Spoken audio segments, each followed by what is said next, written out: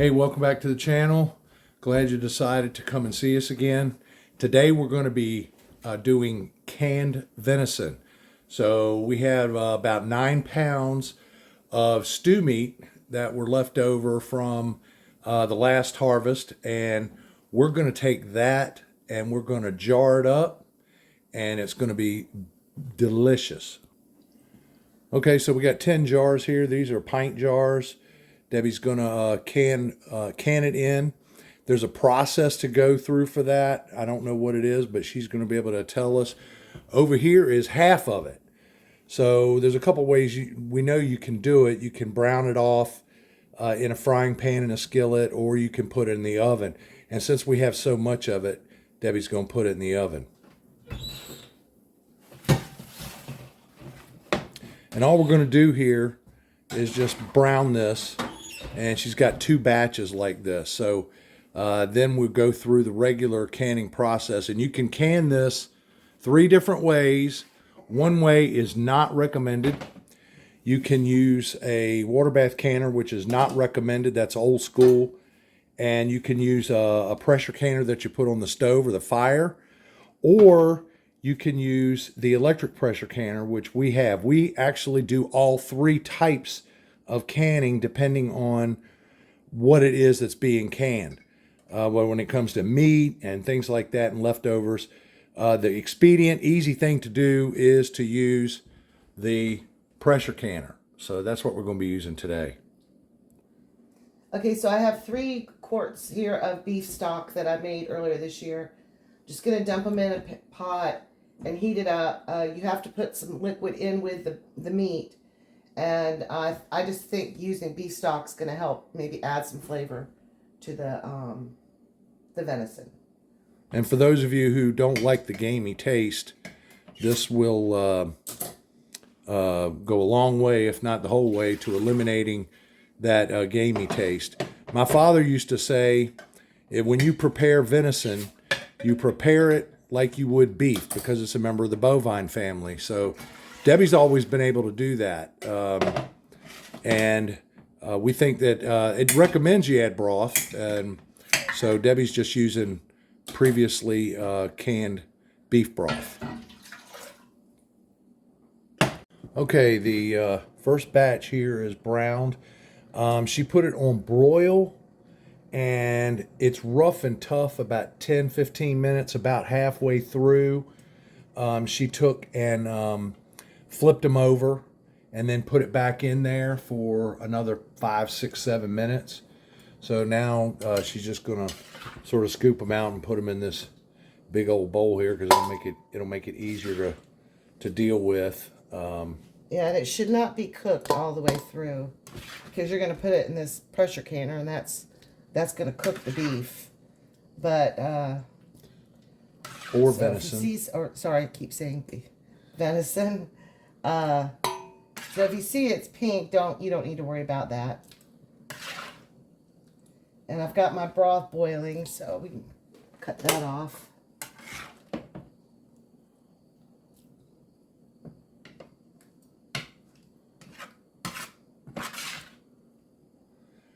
And once the jars are ready, they've got a half of jar of water in them, and they're just heating up. These are pint jars, like I said before.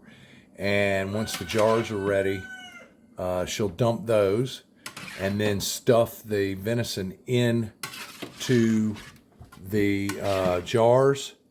And she's planning on, she can do up to 10. She's planning on about 7. And then then she has to leave what's a 1-inch headspace after you put the broth in, and put that little green stick in there and make sure you get all your air bubbles out. And then we'll be off to the races. So now I'm going to remove these jars that have been warming up. So she's guessing it's 7. Well, no, I've got 6 in here. 6 in there, okay. It could be as many as 10 or 9. At 9 pounds, you're putting them in a pint jar, which is 16 ounces. Of course, it's not going to be an exact science with that because you might get more than a pound in each jar.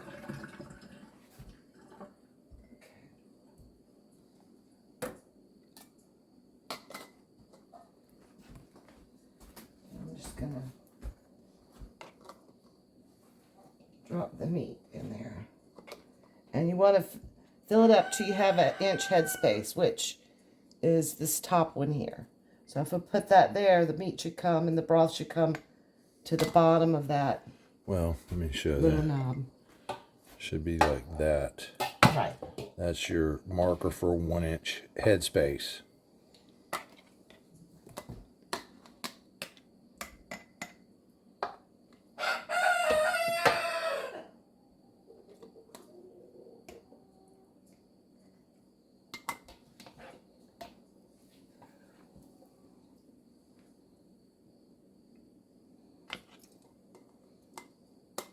And you can just about any kind of meat.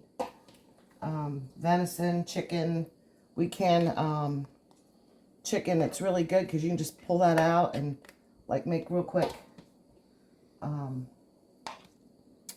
chicken salad, or throw it on a salad because it cooks it in the jar, and you have shelf stable meat. And don't be scared to pack it in. You can pack it in pretty tight, because it's going to cook while it's in there, or finish cooking while it's in there, I should say. And like I say, you might get more than a pound by weight, even though they're pint jars.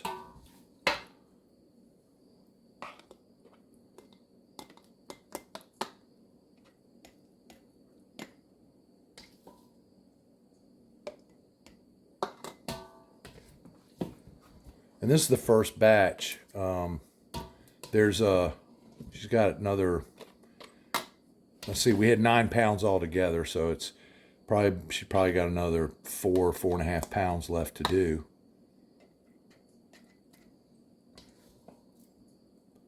And then we'll put those, and these have to can for how long?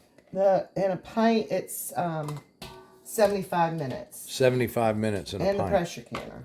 In the pressure canner, 75 minutes. Which is a long time.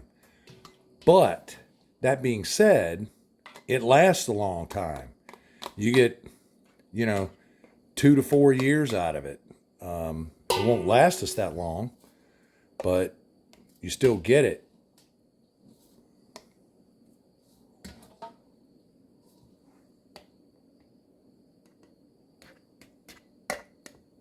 Oh, there's a piece that fell right there. I'm going to try as I might to get all this. Looks like it's pretty much wanting to go, though. Yep.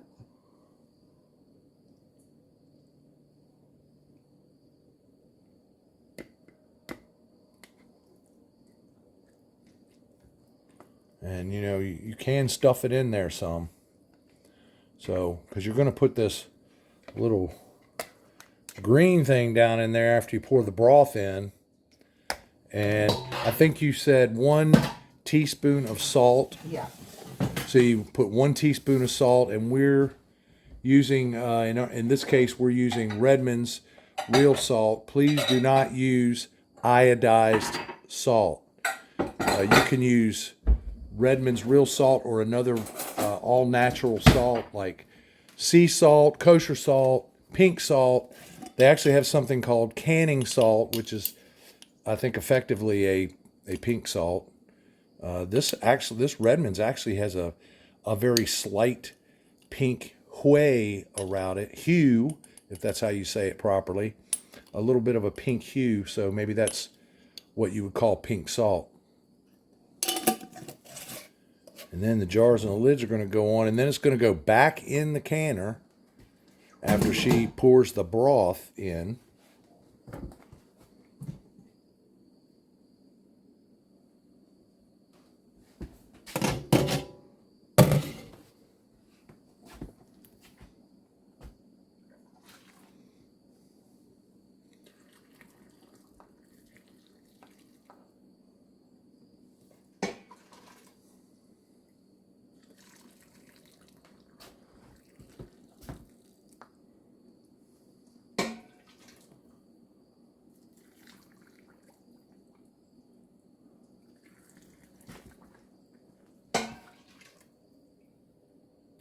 can see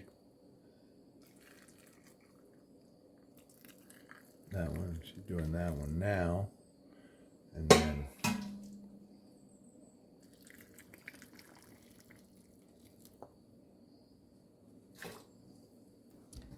then we're going to pop the bubbles out.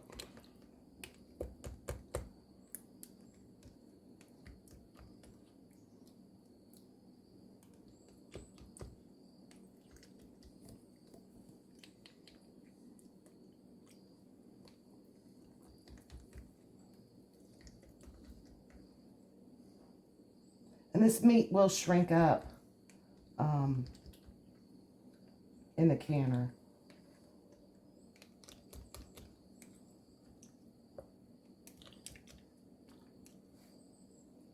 And we've never canned this before. I've canned beef and chicken, but it's the same principle. Now I want to double check. And then you can add a little teeny bit more broth to bring it up. Not that I can see. Bring it up to the headspace that you're looking for.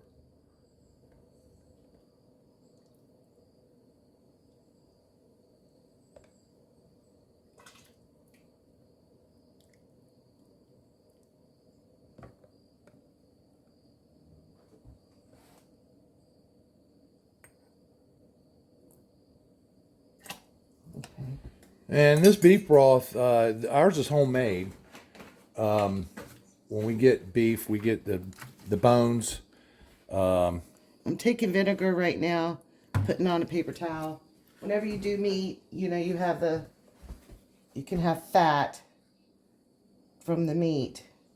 And you just want to make sure you're having a really good seal on your lid.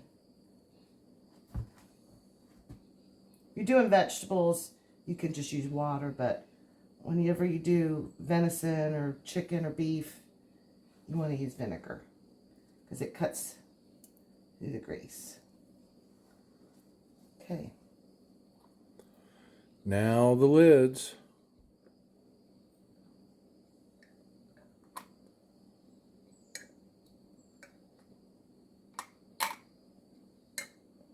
And you just want to hand tighten these. And you're not cranking them down.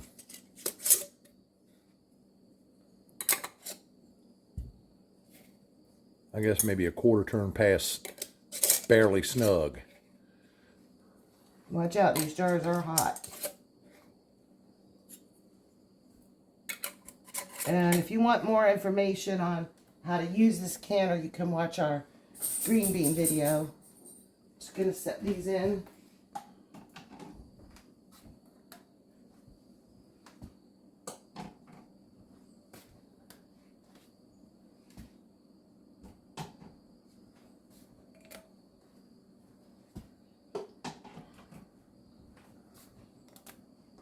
And sometimes they say you can put 7 pints in this particular canner, but she's only doing 6 because she's got to do another batch no matter what she does because we have too much meat.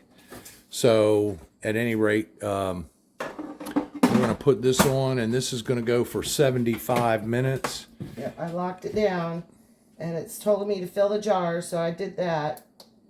And now it's going to heat up, and then you just follow the instructions on the canner, and it tells you exactly what to do. Just make sure you don't put this on until the canner tells you to. Yeah, we ended up with 5 more jars. So with the 6 that's in here, and it's in a cool down period right now. As soon as the cool down period is over, and it'll set a little timer, it'll say 10 minutes. And then it will, after that, you'll be able to undo it and take the newly canned jars out, and then these 5 more will go in, and they're hot. Yeah, you wouldn't want to hold that long. And she'll put those in, and then they'll go for 75 minutes, and then we'll be done with 11 jars. So that's what we're working towards. Okay, the cool down period has finished, so Debbie's going to pull these first 6 jars out, And then it's going to go in with the second 5.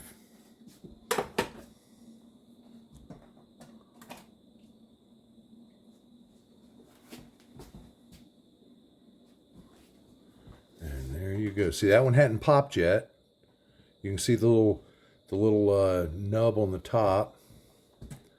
And these things pop anywhere between immediately to approximately 24 hours. Anything that doesn't pop, you need to eat it, That one did pop. That one popped. So you can see right there the next compared to the one next to it. So anything that and we've found that when we take these out, a lot of times they start, but sometimes they'll pop right there in the canner, and then sometimes they take a couple of minutes or a few minutes, and you can hear it. It almost sounds like glass breaking or glass cracking, I should say. But there was one right there. And then we're going in with the second 6. Or second 5, I'm sorry. There's 5 more. So we got a total of 11 jars. So, another one just popped. So we're going to wrap this show up because you'll just see a repeat of what we did just a few minutes ago. So another one just popped. So they're starting to pop, and you can see the indentations going down. And there's one that didn't.